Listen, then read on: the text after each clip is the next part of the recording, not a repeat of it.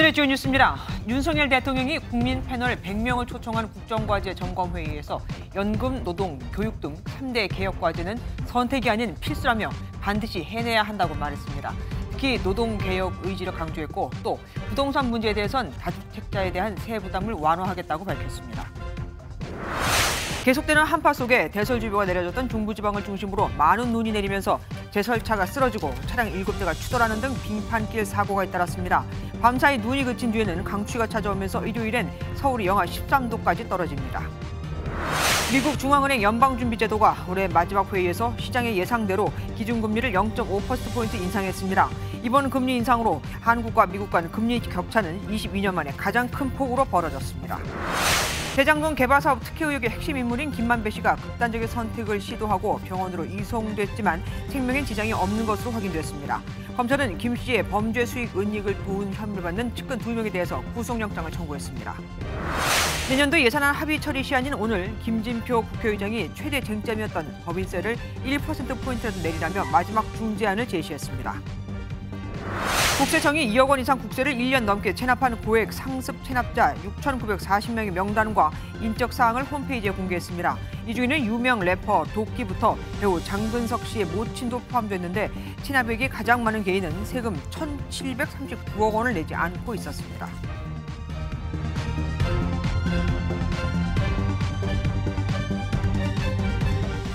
인기가 없더라도 인기에 연연하지 않고 반드시 노동개혁, 연금개혁, 교육개혁을 이루어내겠다고 윤석열 대통령이 밝혔습니다. 특히 노동개혁을 이뤄내지 못하면 정치도 망하고 경제도 다 망한다며 재차 강조했죠. 화물연대 파업에 대한 강력한 대응으로 지지율이 올라가고 노조 측이 휘청거리는 바로 지금이 적기라고 생각한 듯 싶습니다. 오늘 대통령실은 국민 100명을 청와대 영빈관으로 초청해 국정과제를 직접 설명하는 자리를 가졌는데요. 150분간의 회의 내용 먼저 원중희 기자가 정리해봤습니다. 윤석열 대통령이 지난 10월 비상경제 민생회의에 이어 이번엔 국정과제 점검회의를 생방송으로 준비했습니다. 직접 국민과 소통하겠다는 취지로 패널 100명도 함께 초청했습니다. 국민 여러분께서 다 보고 계시기 때문에 저도 좀 긴장이 됩니다. 윤 대통령은 특히 노동, 연금, 교육 등 3대 개혁 과제에 대해 선택이 아니라 필수이고 반드시 해내야 한다고 의지를 드러냈습니다. 이 개혁이라고 하는 것은 인기 없는 일이지만 회피하지 않고 반드시 우리가 해내야 합니다. 또 최근 화물연대 엄정 대응과 함께 가장 우선적으로 추진하고 있는 노동개혁에 대해서는 이뤄내지 못하면 정치도 경제도 망한다고 강조했습니다. 우리가 이것을 이뤄내지 못한다면 그리고 이것이 노동 문제가 정쟁과 어떤 그 정치적인 문제로 흘러버리게 되면은 정치도 망하고 우리 경제도 망하게 된다고. 윤 대통령은 국민 패널들의 질문에 사안마다 직접 답변하고 부처 장관들에게 실시간으로 지시도 내렸습니다. 이에 따라 당초 100분으로 예정된 회의는 50분가량 더 늘어났습니다. 윤 대통령은 마무리 발언에서 연금 개혁은 초당적이고 초계층적인 협력이 필요하다며 논의 과정 자체가 국민 통합 과정이 되기를 바란다고 강조했습니다. MBN 뉴스 원중입니다. 윤석열 대통령은 3대 개혁 과제 외에 마약과의 전쟁도 선포했습니다. 한동훈 법무부 장관은 전쟁하듯 막으면 막을 수 있다면서 여기에 화답했죠. 국민들은 날로 오르는 물가와 금리 그리고 부동산에 대한 우려 섞인 질문을 쏟아냈습니다. 이어서 정태진 기자가 보도합니다. 본인을 마약 중독자라 고백한 한 국민은 만연한 마약 노출을 우려하며 마이크를 들었습니다. 10대, 20대, 30대의 SNS를 통해서 마약을 구매할 수 있는 자체가 저는 걱정스럽고 부탁하는 의미에서 제가 마약 중독자라고 이렇게 고백하면서 윤석열 대통령은 국가가 단속을 안 해왔다는 이야기라며 부끄럽다고 했습니다. 약 10여 년 전에는 우리나라가 이제 마약 청정국이라고 했습니다. 어느 때부터 이것이 검찰은 손을 놓고 또 경찰만 이 업무를 다 부담을 하다 보니까 마이크를 넘겨받은 한동훈 법무부 장관은 마약과의 전쟁을 강조했습니다. 마약 값은 싸졌고 또 역으로 마약의 환각성은 더 높아졌습니다. 지금부터 전쟁하듯이 막으면 막을 수 있습니다. 저희 정부가 반드시 막아내겠습니다. 최근 빌라왕 사망 사건 등 전세 사기와 주택 마련을 걱정하는 청년의 목소리엔 구제의 길을 약속했습니다. 저도 뭐 법조인 출신이고 하다 보니까 법률적으로 상당히 좀 고민을 많이 해서 오늘 아침에 국토부와 법무부에 그 전세입자들에 대한 합동 법률 지원 TF를 만들어서 이분들에 대해서 법률 지원을 하고 물가와 금리에 대한 국민의 우려엔 송구하다면서 물가 안정 최우선을 거듭 약속했습니다. 저희 4인 가족이 먹을 거리들 고기나 달걀, 달걀, 과일 같은 거 몇 가지만 집어도 정말 20만 원이 훌쩍 넘어갑니다. 주담대 이율이 지금은 6%를 상회합니다. 정말 마음이 무겁고 늘 송구스럽게 생각을 합니다. 아무리 해발 고물가지만은 우리 장바구니 물가, 민생 물가부터 안정시켜야 되겠다. 또 윤 대통령은 여성 대상 범죄에 대해 여성이 불안한 사회는 우리 사회 전체가 불안한 국가가 되는 것이라며 절차법적인 제도들을 촘촘하게 설계하겠다고 강조했습니다. MBN 뉴스 정태진입니다.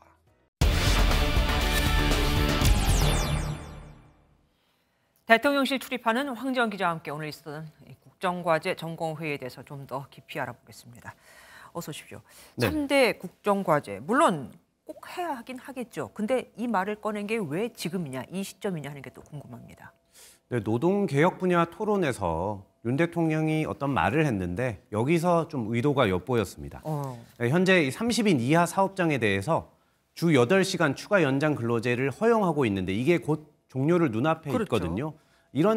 이게 좀 수정될 필요가 있다. 이 질문에 대해서 이렇게 얘기했습니다. 들어보시죠. 주 52시간의 탄력적 운영을 30인 이하 사업장에서 할 수 있도록 지금 추진을 하고 있습니다만은 지금 뭐 국회에서 아직 협조를 지금 얻어내지 못하고 있는 상황이고요.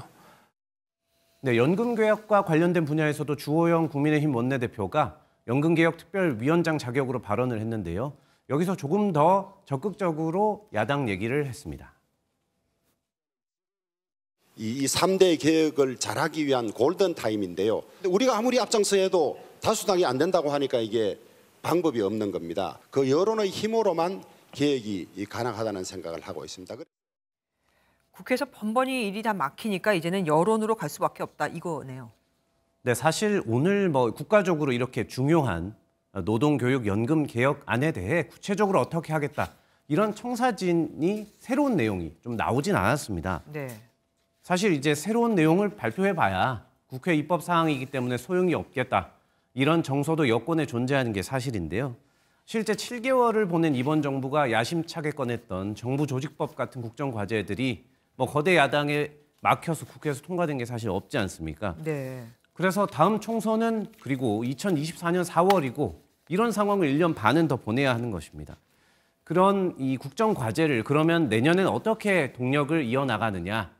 이 국민들의 여론밖에 기댈 게 없다. 이런 판단이 좀 있었던 것으로 보입니다. 네. 오늘 회의는 이 출근길 문답을 중단했던 지난 11월 중순부터 좀 기획이 됐는데요.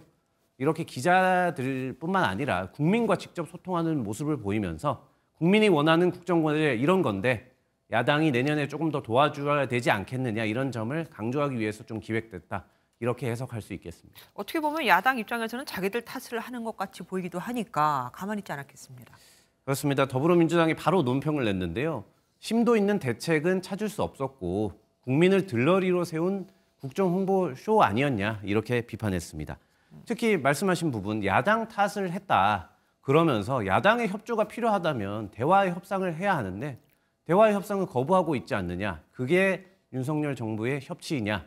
이렇게 묻지 않을 수 없다. 이렇게 날을 세우기도 했습니다. 저는 이번 거 보면서 이상민 행정안전부 장관을 대통령이 직접 부른 게 더 눈에 띄더라고요. 네, 사실 이제 국회에서 통과된 이상민 장관에 대한 해임 건의안 이거에 대해서 대통령이 사실상 수용하지 않겠다 이런 뜻을 밝힌 바 있습니다. 네네. 오늘 이제 공식 성상에 윤 대통령과 이 장관이 함께 나왔는데 윤 대통령이 이 장관에게 발언을 시키는 모습 이게 눈에 띄었습니다. 오늘 뭐 여기 행안부 장관 나오셨나? 그러면 이 기업 이전 인센티브에 대해서 좀 추가 설명을 좀 해주시죠. 기업들이 지방으로 이전하는 것을 꺼리는 가장 큰 이유는 우수 인재를 확보하기가 어렵기 때문이라고 합니다. 네, 정해진 회의 계획에는 이상민 장관의 공식적인 발언 순서가 없었습니다. 네. 그러니까 윤 대통령이 이 장관에게 일부러 발언 기회를 주는 모습이었는데요. 계속 이 장관을 신임한다 이런 뜻을 드러낸 것으로 해석이 됩니다. 그러니까요. 뭐 사안에 대해서 잘 알고 이해하고 있는 장관이 일을 또 잘하고 있다를 강조하는 듯했습니다. 지금까지 황재형 기자와 함께했습니다. 대설주의보가 내려진 중부지방엔 한방 눈이 쏟아지며 세상이 하얗게 변했습니다. 눈은 밤사이 그칠 거라고 하는데 그래도 그 뒤엔 더 강한 추위가 찾아옵니다. 강세형 기자가 보도합니다. 버스 정류장 주위로 한방눈이 펑펑 쏟아집니다. 승객들이 지붕 아래로 모여들고 아예 사방이 막힌 옹기 텐트 안으로 몸을 숨기기도 합니다. 안 춥다가 갑자기 추워서 여기 가끔 들어오는데 어제도 잠깐 여기 들어와 있었다가 또 갔고 오늘도 또 볼 일이 있어서 시장에 가는데 그 눈이 와서 들어왔어요. 눈을 피하기 위한 발길은 지하도로도 이어졌습니다. 서울의 아침 최저기온이 영하 8.5도까지 떨어지는 추위가 이어지자 시민들은 이렇게 따뜻한 지하 통로까지 내려와 발걸음을 옮겼습니다. 중부지방에 굵은 눈발이 날리며 대설주의보가 발표됐습니다. 수도권에선 서울에 4.5cm, 부산에 9.8cm의 눈이 내렸고 강원도 화천이 9.5cm, 충북 제천이 6.9cm의 적설량을 기록했습니다. 눈이 그치고 나서는 강추위가 찾아옵니다. 남하하는 찬 공기의 영향으로 16일도 전국 대부분의 내륙 지역을 중심으로 아침 최저기온이 영하 10도 이하를 밑돌겠고 주말엔 기온이 더 떨어져 일요일은 서울 영하 13도, 동두천 영하 16도, 철원은 영하 17도까지 내려갈 전망입니다. 기상청은 동파 피해가 없도록 시설물을 점검하고 노약자는 외출을 삼가달라고 당부했습니다. MBN 뉴스 강세현입니다. 하얀 눈은 예쁘기도 하지만 사고도 부르죠. 제설 차량이 쓰러져 운전자가 갇혔고 7중 추돌 사고가 발생했으며 밀리는 차를 막아 세우려던 차 주인은 다리를 다쳐 헬기로 이송도 했습니다. 장덕진 기자가 보도합니다. 쌓인 눈을 쓸어내는 제설 작업이 한창입니다. 시민들은 눈이 쌓인 인도를 조심스럽게 걸어갑니다. 길에서 눈싸움을 하다 미끄러지기도 합니다. 미끄럽긴 하죠. 들어가는 입구는 미끌미끌하죠. 어떤 사람은 들어가다가 넘어지려고 그래가지고 큰일 날 뻔했다니. 낮부터 내린 눈은 잠시 그쳤지만 이미 꽤 쌓였고 도로 상황도 나빠졌습니다. 운전자에게 눈은 반갑지 않습니다. 운전을 조금 했는데 길도 좀 미끄러운 것 같아가지고 많이 불편해요. 되게 천천히 운전하고 핸들 꺾을 때도 되게 조심하고. 폭설로 인한 사고도 곳곳에서 일어났습니다. 강원도 철원에서는 제설 작업에 나선 차량이 옆으로 쓰러져 운전자가 차량에 갇혔다가 구조됐습니다. 중앙고속도로 횡성나들목 인근에서는 차들이 눈길에 미끄러지면서 7중 추돌 사고가 발생했습니다. 이 사고로 탑승자 2명이 다쳐 병원으로 옮겨졌습니다. 전라북도 장수군에서는 빙판길에 차량이 미끄러져 농수로에 빠졌습니다. 60대 차주는 밀리는 차를 막아 세우려다 다리를 다쳐 긴급 투입된 소방 헬기를 타고 병원으로 옮겨져 치료를 받았습니다. MBN 뉴스 장덕진입니다. 계속되는 최강 한파에 펑펑 내리기 시작한 눈 때문에 점심시간 음식점을 찾는 발길이 확 줄었습니다. 추우니 나갈 엄두가 안 나는 겁니다. 그래서 구내식당이나 도시락 배달로 한 끼를 때우는 직장인들이 많았죠. 조윤지 기자가 돌아봤습니다. 점심시간이 다가오자 한 구내식당 앞이 붐빕니다. 좀처럼 줄어들지 않는 줄. 줄을 오래 섰거든요. 이 시간쯤 되면은 보통 이렇게 꽉 차진 않는데 아마도 다른 분들도 다 저처럼 추우니까 안에서 먹자 이렇게. 추운 날씨에 오늘만큼은 사무실 밖 음식점을 찾을 엄두가 나지 않습니다. 한파 지역되다 보니까 밖에서 나가서 또 먹기는 또 부담스러운 측면도 있고 또 따뜻한 데서 이제 빨리 먹을 수 있기 때문에 밀려드는 손님의 음식을 담는 손길도 빨라집니다.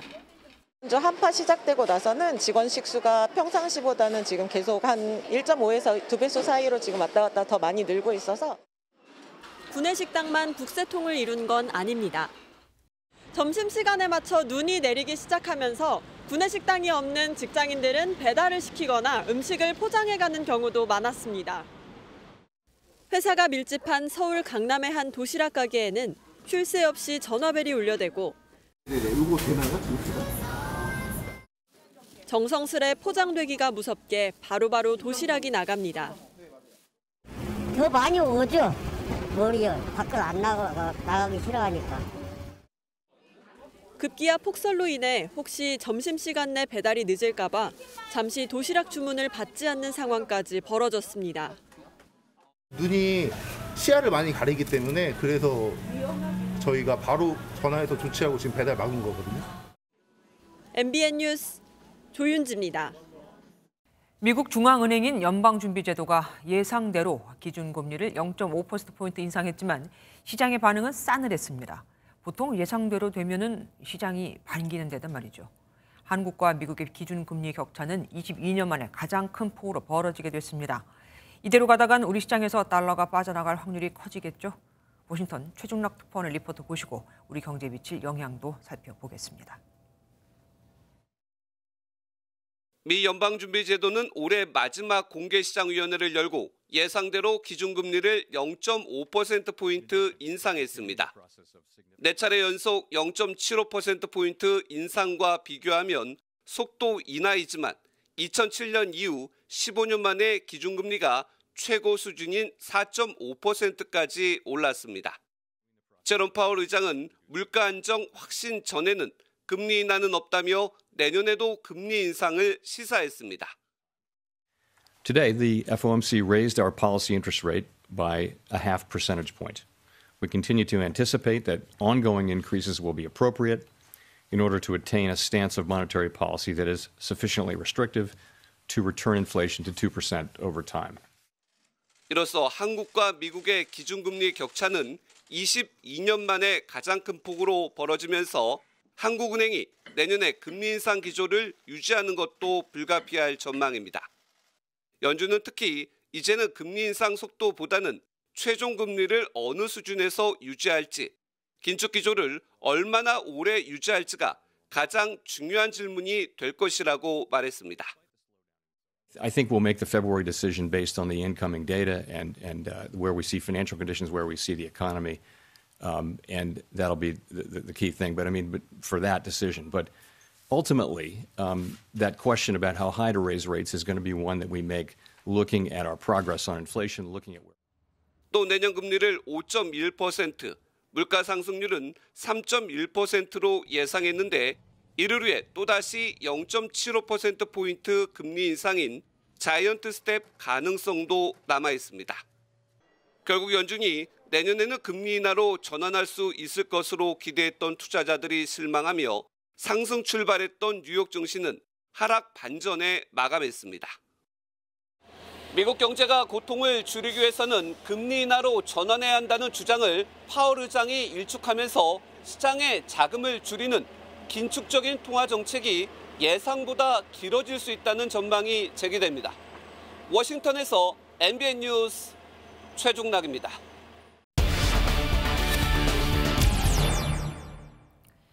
미국이 기준금리 인상 속도를 조절했지만 내년에도 금리를 계속 올리겠다고 선언하면서 우리 경제도 여파가 큽니다. 경제부 이현지 기자와 자세한 얘기 나눠보겠습니다. 어서 오십시오. 미국의 급격한 기준금리 인상, 이제는 무섭습니다. 네. 미국이 올해 도대체 얼마나 올린 거죠? 미국이 지난 6월부터 자이언트 스텝을 4연속 단행을 하면서 올해 초 0.25%였던 기준금리가 4.5%까지 올랐으니까 와. 올해에만 4.2%포인트 올렸습니다.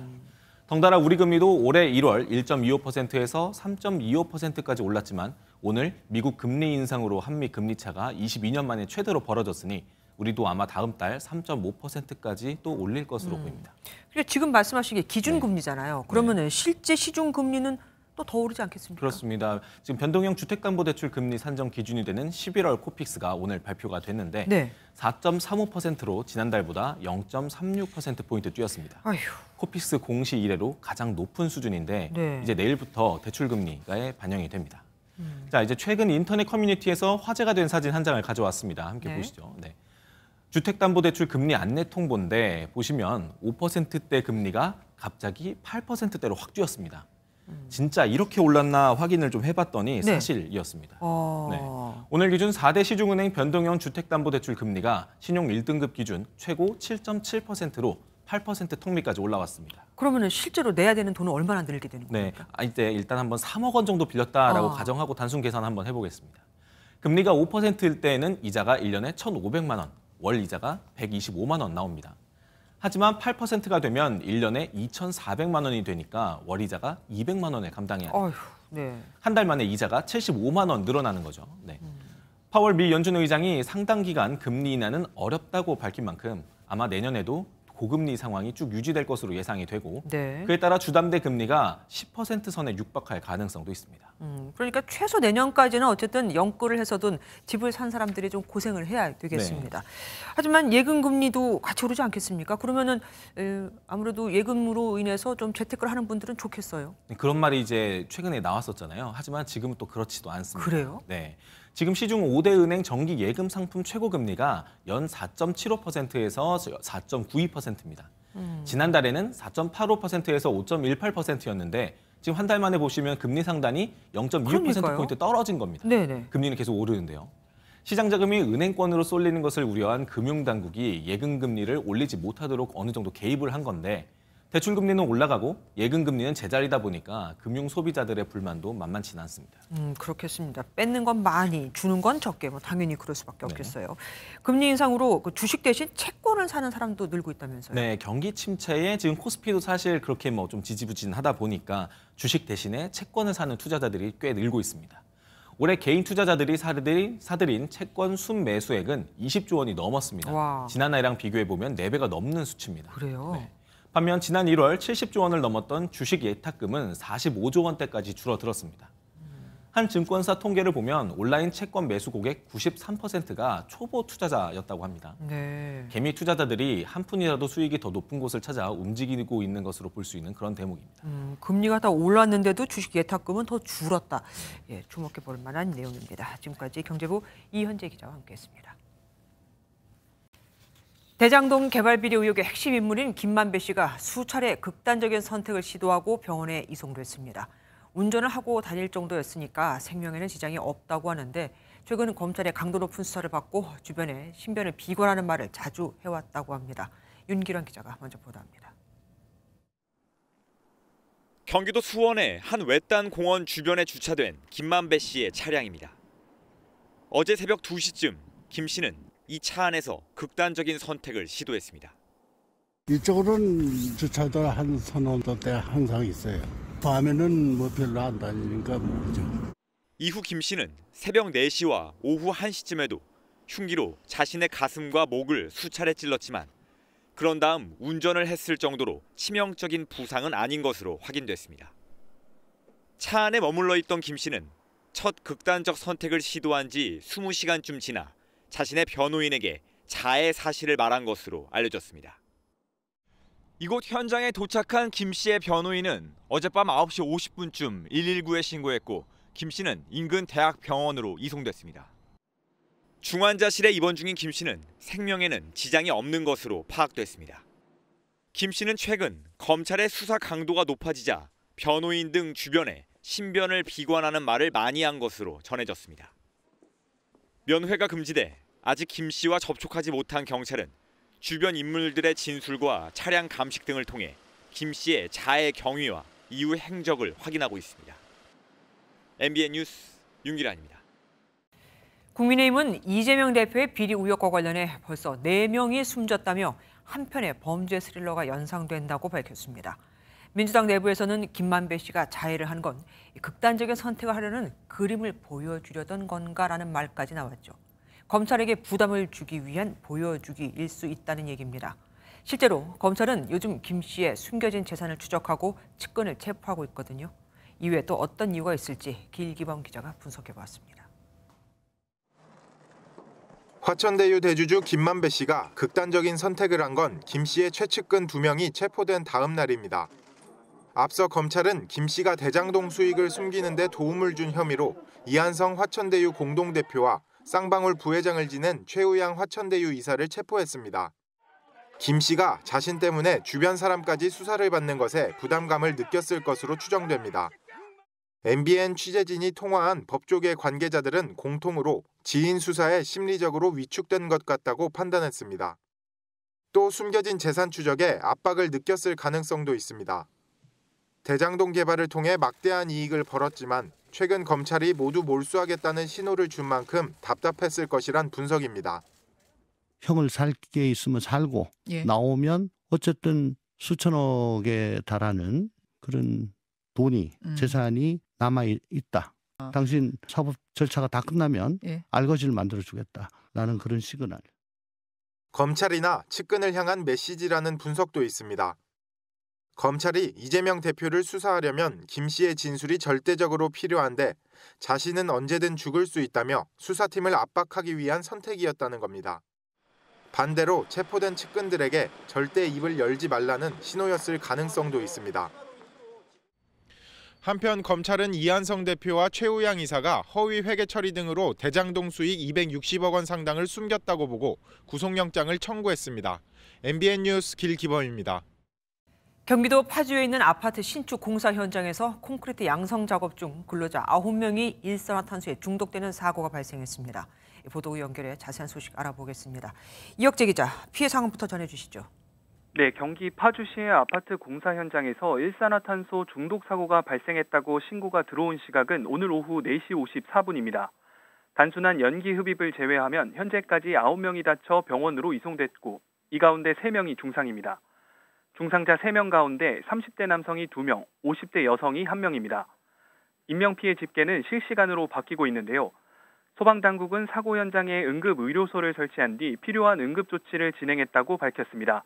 오후 5시 반쯤 내려진 대응 1단계는 현재 해제된 상태입니다. 사고 원인에 대해서도 파악이 좀 됐습니까?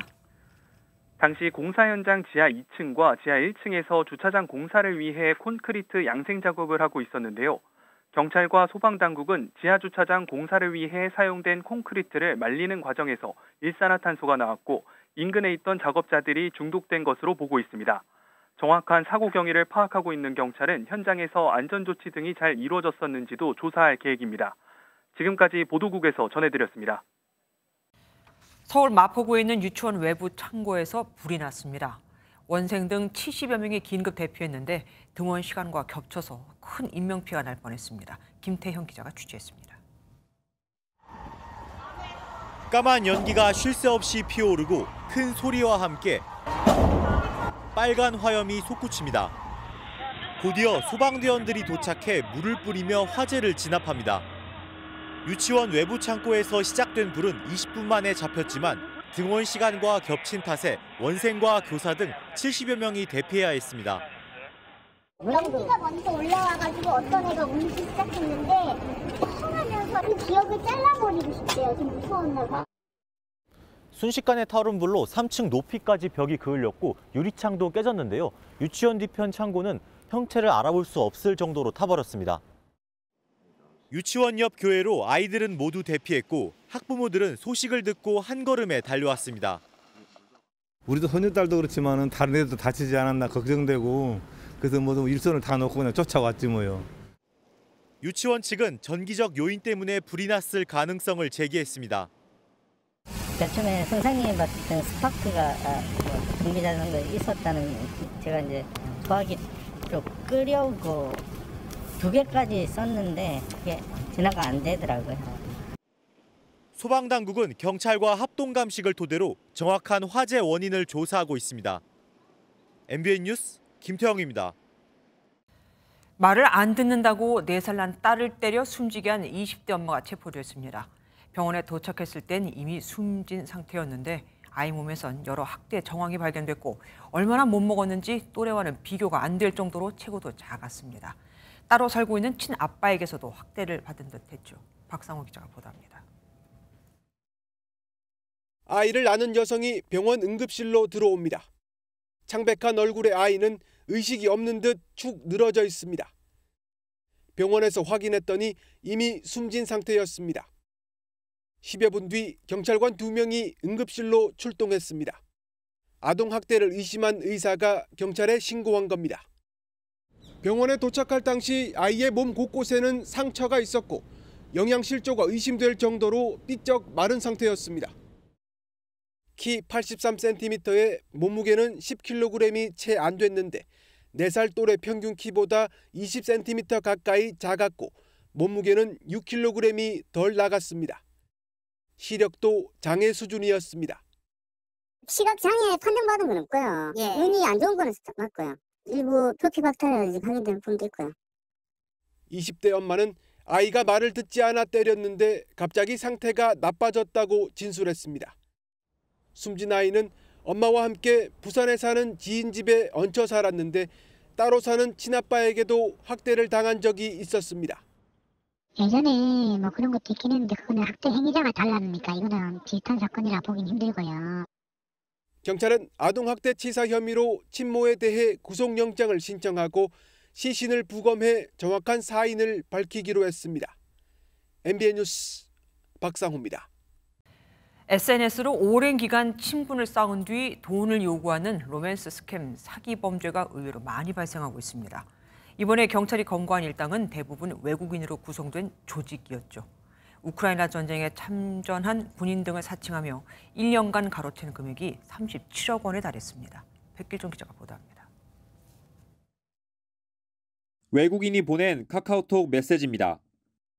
어설픈 한국어로 연신 진정한 친구, 믿을 만한 사람이라고 친분을 강조하더니 자신이 전쟁터에 있어 은행을 찾을 수 없다며 한국에 있는 가족에게 소포로 돈을 보낼 수 있도록 택배비 3,200여만 원을 보내달라고 합니다. SNS로 쌓은 친분을 바탕으로 피해자들로부터 돈을 받아낸 이른바 로맨스 스캠입니다. 이 같은 수법으로 피해자 31명을 속여 총 37억 원을 가로챈 국제사기단 12명이 경찰에 붙잡혔습니다. 경찰은 이 가운데 6명을 구속했습니다. 이들은 미국 국적의 의사나 군인, 외교관 등을 사칭하며 국제 정세를 고려해 우크라이나 전쟁에 파견된 것처럼 속였으며 국내에 인출책 등을 따로 뒀습니다. 서울경찰청은 국내외 남은 로맨스 스캠 조직 검거를 위해 수사를 확대할 방침입니다. MBN 뉴스 백길종입니다. 외제차로 일부러 사고를 내고 보험금을 챙긴 일당이 또 적발됐습니다. 보험 설계사와 차량 정비업자가 짜고 4억 원이 넘는 보험금을 챙긴 겁니다. 해박한 보험 지식을 범죄에 악용하고 범행에 사용한 외제차는 수리해도 또 고의 사고 때 써야 하니까 수리하지 않고 보험사에는 수리한 것처럼 허위 견적을 냈다고 하네요. 강세영 기자가 보도합니다. 신호 대기 중인 검은색 차량이 차로를 받고 들어오자 1차로에서 달리던 차가 멈추지 않고 들이받습니다. 이번엔 우회전 차량이 2차로가 아닌 1차로에 진입하자 돌진에 충돌합니다. 보험금을 타내기 위한 고의 사고였습니다. 거의 제가 진입을 했는데 상대방 차량이 그냥 와도 저를 받더라고요. 일부러 받은 느낌이 들었는데 최근 5년 동안 44차례의 교통사고를 일부러 낸 일당이 경찰에 붙잡혔습니다. 차량 수리비와 치료비 등으로 4억 5천만 원의 보험금을 받아 챙긴 혐의입니다. 조사 결과 현직 보험 설계사가 범행을 주도하고 차량 정비업자도 가담했습니다. 피의자들은 이런 교차로에서 차량이 좌회전할 때 차선을 지키지 않거나 신호 위반 차량을 노려 고의 사고를 냈습니다. 교통사고가 발생하면 법규 위반 차량의 과실이 더 크다는 걸 노린 겁니다.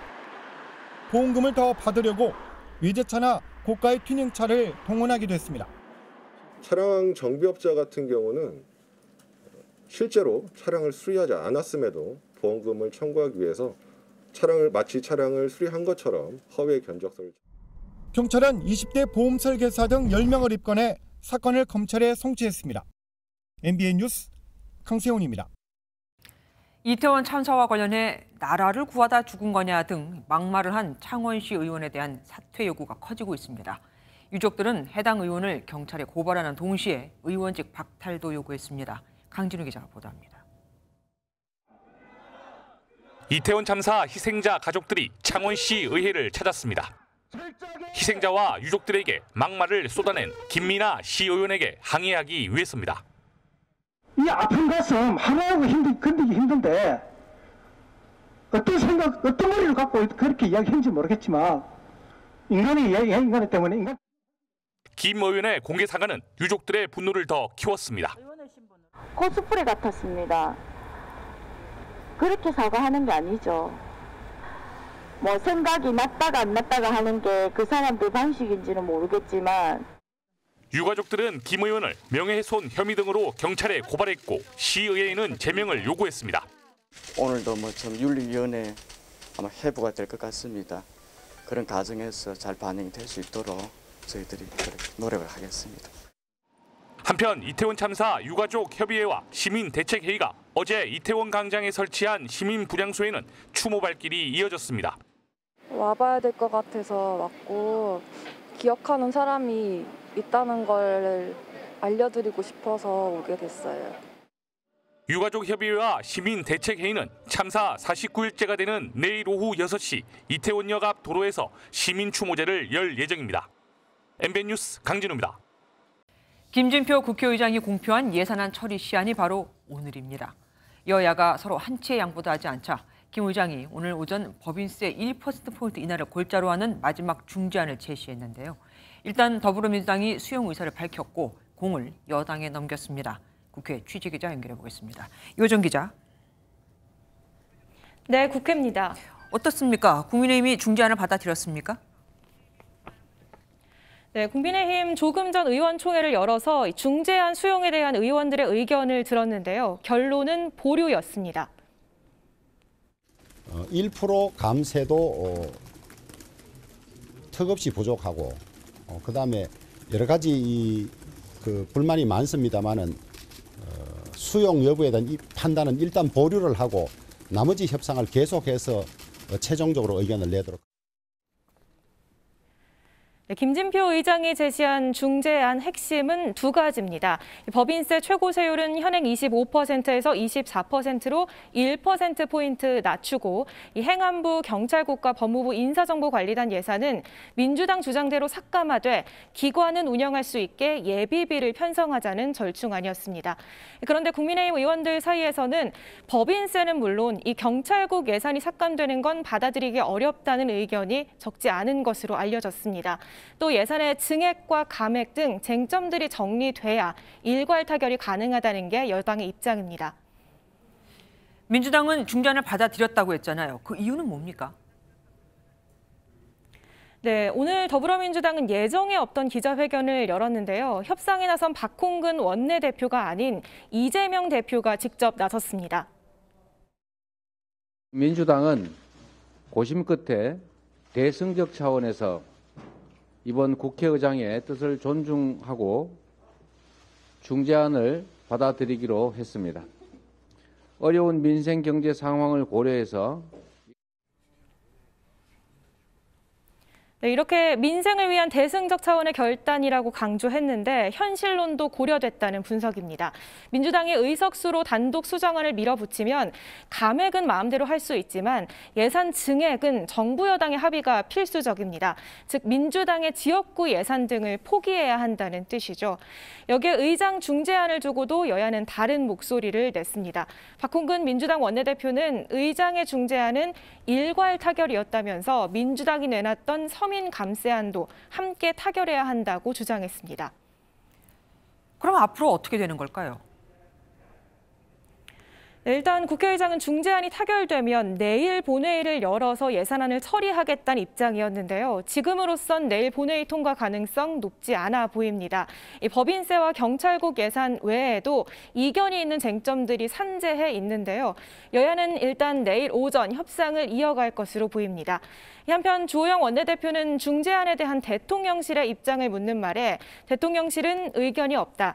당에서 알아서 하라고 했다고 답했습니다. 지금까지 국회에서 MBN 뉴스 유호정입니다. 한국전력의 회사채 발행 한도를 늘려서 전기요금을 덜 인상하겠다는 한전법 개정안. 여야가 합의해놓고도 본회의에서 부결시켜 여론이 악화됐었죠. 그러자 부랴부랴 다시 상임위에서 법안 마련에 나섰습니다. 일몰 조항을 붙였지만 사실 같은 겁니다. 노태영 기자가 보도합니다. 한전의 적자로 인한 전기요금 인상이 서민들의 부담을 줄 것을 대비한다는 차원에서 마련된 한전법 개정안. 여야 합의로 국회 상임위를 통과하고도 이재명 대표와 양이원영 의원 등 민주당의 기권과 반대로 본회의에서 부결된 지 일주일 만에 다시 산자위를 통과했습니다. 여당은 본회의 통과를 막은 민주당은 민생을 외면한 것이라며 목소리를 높였습니다. 누구보다도 잘 아실 분이 소위 의원님께서 부결을 목표로 해서 그렇게 본회의장에서 그렇게 의견을 개진한다는 것은 심심한 유감이라 생각하고 통과된 개정안은 한전의 회사채 한도를 기존 2배에서 최대 6배로 확대한다는 것으로 5년 일몰제 부칙이 추가된 것을 제외하면 앞서 본회의에서 막힌 법안과 사실상 같은 내용입니다. 당시 부결을 이끌었던 양이원영 의원은 여당이 문재인 정부의 탈원전 탓만하고 한전은 개선 노력이 없다며 이번에도 반대 의사를 밝혔습니다. 적자가 계속되고 있는 거를 그걸 막지 않으며 한전채를 상향해도 한전의 자본 잠식 때문에 파산에 이르니까 그 자구 노력 계획을 여야는 법제사법위원회 심사를 거쳐 연내 임시국회에서 처리한다는 계획입니다. MBN 뉴스 노태현입니다.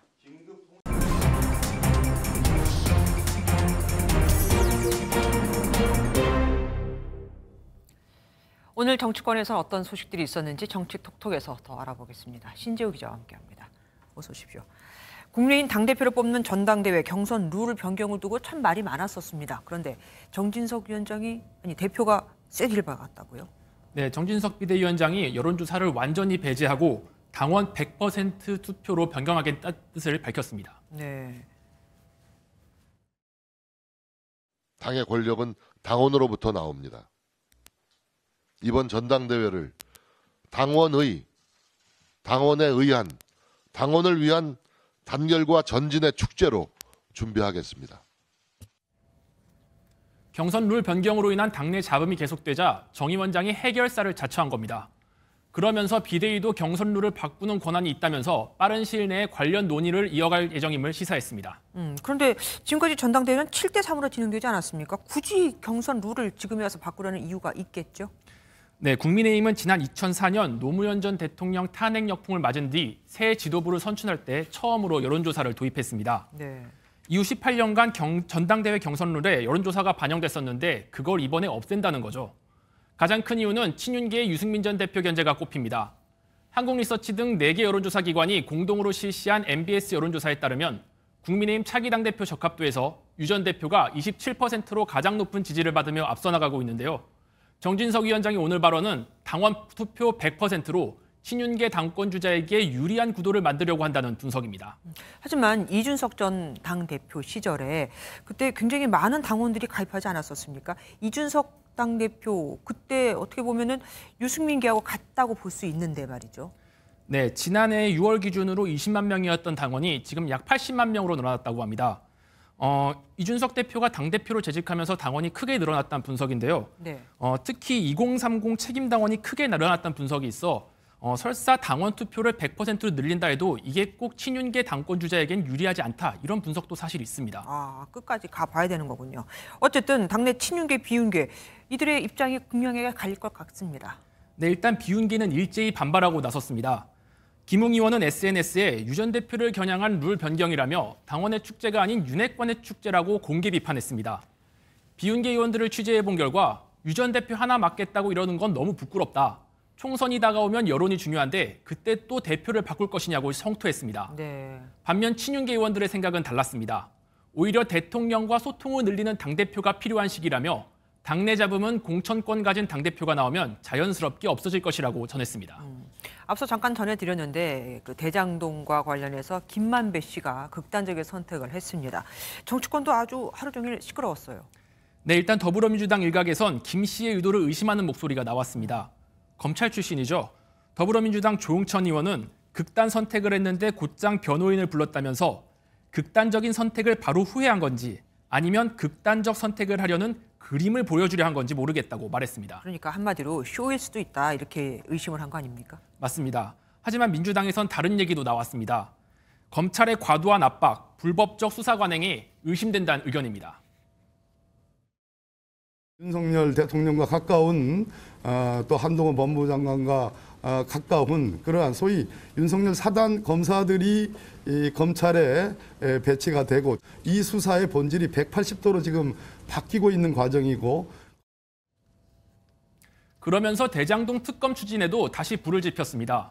검찰의 무리한 표적 수사가 사람들을 막다른 곳으로 내몰고 있다면서 특검 수용을 촉구했습니다. 이재명 대표의 입장도 오늘 한번 물어봤거든요. 혹시나 싶어서 물어본 건데 오늘도 입은 굳게 다물었습니다. 네. 김만배 씨 극단 선택도 이번에 뭐 검찰 수사 방식에 문제가 있다고 보시는 건가요, 대표님은? 그러면 국민의힘은 뭐라고 얘기했습니까? 오늘 국민의힘 지도부는 김만배 씨 사건을 거론하면서 이재명 대표의 책임론을 제기했습니다. 왜 이재명 대표 주변에 있는 사람들만 계속해서 이런 일이 벌어지는 것입니까? 끔찍한 일을 막을 사람은 이재명 대표뿐입니다.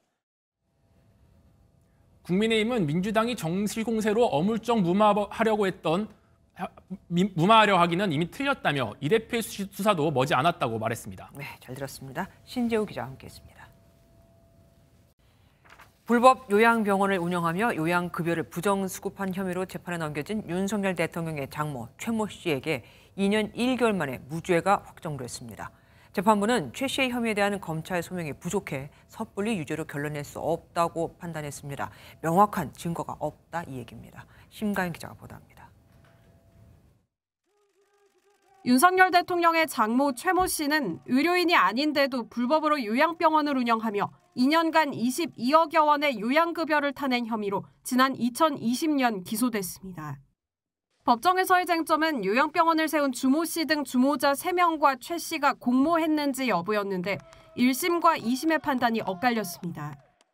1심에서는 최 씨가 의료법인의 설립과 운영에 적극적으로 관여했다고 보고 징역 3년을 선고했지만 2심 재판부는 병원 운영에 가담했다고 볼 증거가 충분치 않다며 1심 판결을 깨고 무죄를 선고했습니다. 대법원은 검찰의 혐의 증명이 부족했다는 원심 판결을 최종 확정하며 최 씨의 손을 들어줬습니다. 피고인의 주장이 석연치 않더라도 검사의 증명이 부족하다면 피고인의 이익으로 판단해야 한다는 기존 법리를 재확인한 것이라는 게 대법원의 설명입니다. 최 씨 측 변호인은 최 씨는 주범들의 사기 행각에 피해를 입은 것뿐이라며 사법부의 올곧은 판단에 경의를 표한다라고 밝혔습니다. 편향성을 가지고 심지어 많은 왜곡, 일부 증거를 굳이 기록해서 빼는 방법으로 은폐까지 했다는 점에서 크게 비난받아 마땅할 것입니다.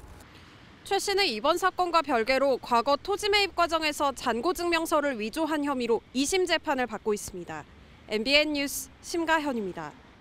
과거 방송과 SNS를 통해 고가의 외제차와 비싼 시계를 자랑하던 래퍼 도끼가 국세청에 고액 상습 체납자 명단에 이름을 올렸습니다. 종합소득세 3억 원을 내지 않은 건데 국세청이 이 밖에 상습 체납자 7천 명의 명단과 그 사람들이 살고 있는 아파트 이름까지도 공개했습니다. 안병옥 기자가 보도합니다.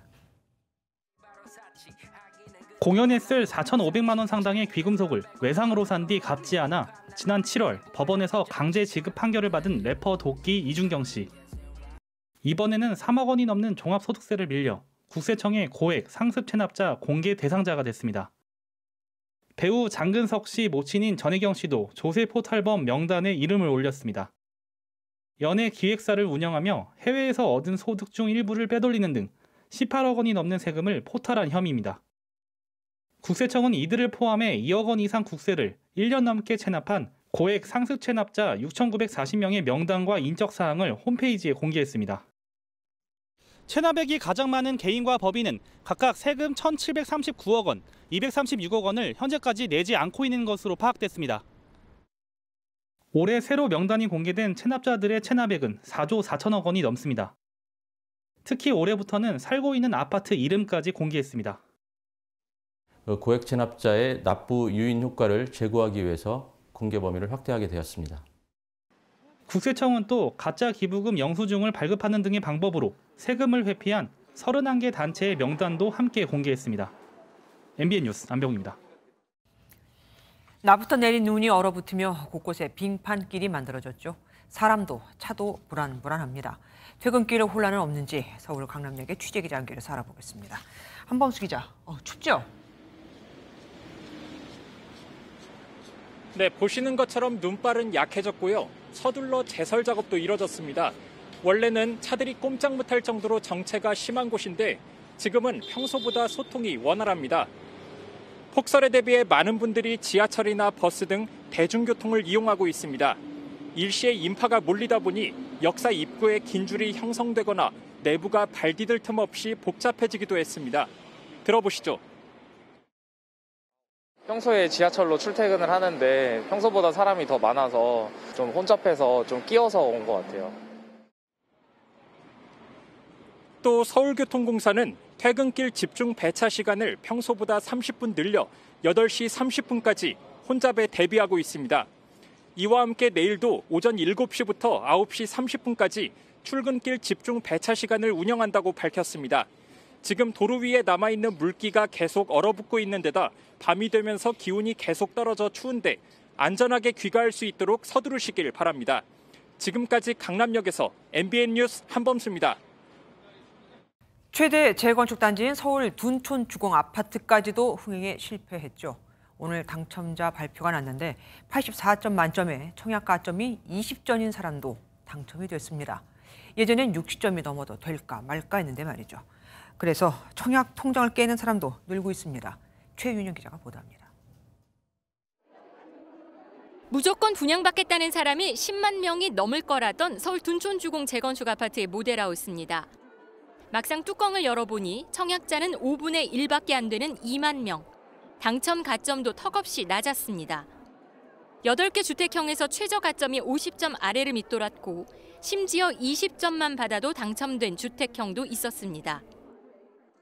청약 가점 만점은 84점으로 지난해 서울 아파트 분양의 당첨 평균 가점이 62점이었던 것을 감안해도 크게 낮아진 것입니다. 온라인 커뮤니티에는 당첨자의 고민글이 속속 올라오고 있습니다. 됐는데 해야 되나 말하죠. 지금 시세가 떨어지고. 얼마나 계약으로 이어질지가 관건입니다. 청약 경쟁률이 생각보다 낮고 주변 집값이 하락하면서 청약 통장을 버리더라도 계약을 하지 않는 상황이 예상되는 것입니다. 덩달아 청약 통장 인기도 식었습니다. 10월 말 기준 가입자는 2,682만 명으로 전달보다 14만 6천 명 줄었는데 청약 종합저축이 출시된 2009년 이후 가장 큰 감소폭입니다. 집값 하락으로 가고 로또 분양으로 인식됐던 신규 분양에 대한 매력이 떨어졌고 청약 통장은 이율이 낮아 가입자의 이탈이 가속화되고 있습니다. 이런 가운데 서울 아파트 가격은 지난달에만 2% 넘게 떨어지며 월간 낙폭이 19년 만에 최대를 기록했습니다. 주택 매수 심리 역시 전달보다 4.2포인트 하락해 사상 처음 80 아래로 내려갔습니다. MBN 뉴스 최윤영입니다.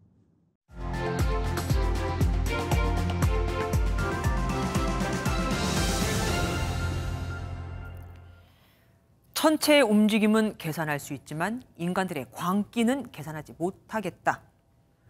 18세기 천재과학자 아이작 뉴턴이 조폐국장으로 일하던 시절 투기 광풍이 불었던 남의 회사 주식을 샀다가 쫄딱 망한 뒤에 한 말입니다. 당시 뉴턴은 조폐국장이라는 자신의 위치를 이용해 남보다 빠르게 주식 정보를 입수할 수 있었는데 더 큰 수익을 노리다 전 재산의 90%를 날리고 패가 망신했거든요. 이재명 민주당 대표는 대선 직후 2억 원이 넘는 방위산업체 주식을 매수한 채 자진해 국방위에 들어갔다가 논란이 됐습니다. 지리정보업체 주식을 46억 원어치 보유하고 있는 조명희 국민의힘 의원은 대정부 질문에서 버젓이 회사와 관련된 민원성 질의를 했다가 도대체 공과 사에 대한 의식이 있기는 한 거냐는 질타를 받았죠. 21대 국회에서 국회의원 299명 중 절반가량인 142명이 주식을 보유하고 있고 일부는 본인이 소속된 상임위와 이해 충돌이 의심되는 주식을 보유하고 있습니다. 현행법에 따르면 의원들은 보유 주식과 직무 관련성이 있는 상임위를 맡으면 주식을 신탁하고 그 수탁 기관은 60일 내에 이를 매각해야 하지만 그렇지 않은 경우가 허다합니다. 이해 충돌 여부를 판단하는 직무 관련성 심사를 먼저 받아야 하는데 여기 위원 구성이나 심사 기준, 절차, 결과 등 모든 게 밀실에서 이루어지거든요. 그러니 자기들끼리 짬짬이해서 그냥 넘길 수도 있겠죠. 게다가 문제가 되면 소속 상임위만 슬쩍 바꾸면 그냥 아무 일도 없었던 것처럼 끝입니다. 국회의원이나 그 배우자라고 해서 무조건 사적 경제 활동을 하지 말라는 게 아닙니다. 하지만 조금이라도 양심이 있다면 독립기구를 만들어 직무 관련성 심사를 투명하게 공개하는 등 적어도 고양이에게 생선을 맡겼다는 소리는 듣지 말아야 하지 않을까요? 고양이가 돼서라도 사적 이익을 그렇게 취하고 싶으십니까? 그리고 또 다음 총선에 나와서 국민을 위해서 최선을 다하겠다며 큰 소리치고 말이죠. 김주아의 그런데 오늘은 국회의원 주식 투자 문제 없나 였습니다. 이제 서울을 포함한 중북부 지역의 대설특보는 모두 해제됐습니다. 현재 레이더 화면 보시면 눈구름대가 남동진하면서 현재는 충북 북부를 중심으로 눈이 내리고 있는데요. 이미 중부에는 많은 눈이 내려 쌓였습니다. 강원 화천에 9.8, 제천도 7.9, 서울도 4cm가 넘는 눈이 내렸습니다. 이번 눈은 오늘 밤이면 대부분 그치겠습니다. 강도도 낮보다는 훨씬 덜하겠는데요. 충청 북부 내륙과 경북 북동 산지에 3에서 8cm, 경기 남부와 강원 내륙, 충청과 경북 북부 내륙에 1에서 5cm의 눈이 더 내리겠습니다. 이 내린 눈이 얼면서 도로가 미끄러운 곳이 많겠습니다. 조심히 이동하시기 바랍니다. 한파는 내일도 쉬어가지 않겠습니다. 오히려 오늘보다 더 춥겠는데요. 서울이 영하 11도에 체감온도는 영하 16도, 강원 철원도 영하 17도 선까지 뚝 떨어지겠습니다. 내일 전국이 구름 많겠습니다. 중부지방은 대체로 영하 10도 안팎으로 출발해서 낮에도 종일 영하권에 머물겠고요. 내일 남부지방 아침 기온은 오늘보다 높겠지만 낮 기온은 더 떨어집니다. 광주가 영하 2도, 창원도 4도에 그치겠습니다. 다가오는 토요일에는 또다시 전국 대부분 지역에 눈이 내리겠고요. 이후 영하 13도까지 떨어지면서 이번 한파가 절정에 이르겠습니다. 내주셨습니다. 안녕하세요. 김주하입니다. 공정하고 신속한 MBN 뉴스. 유튜브를 통해서도 만나보실 수 있습니다. 특히 더 많은 뉴스와 라이브를 보고 싶으시다면 오른쪽을 눌러서 구독하시면 됩니다. 어렵지 않죠? 빠르고 정확한 뉴스로 계속 찾아뵙겠습니다. MBN 뉴스를 시청해주신 여러분 고맙습니다.